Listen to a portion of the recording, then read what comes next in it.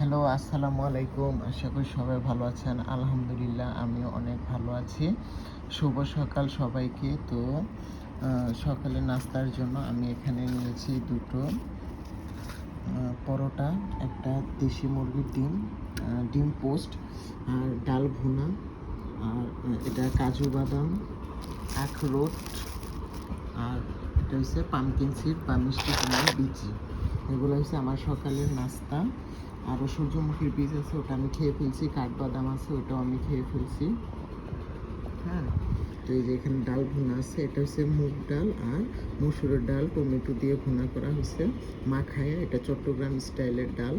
আর এই যে 2টা রুটি খাবো আর আখরোট খাবো। আখরোট তো জানেনই কত উপকার, এটা দিয়ে সকালে ভিজিয়ে খেতে পারেন অনেক।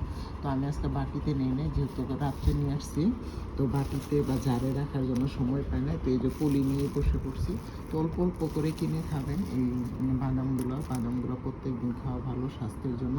তো আশা করি সবাই ভালো থাকবেন এবং প্রতিদিন আমার এইসব ভিডিও পেতে অবশ্যই আমার চ্যানেলটা সাবস্ক্রাইব করবেন এবং কে কে আরও ভিডিও দেখতেছেন অবশ্যই কমেন্ট করে জানাবেন। Thank you.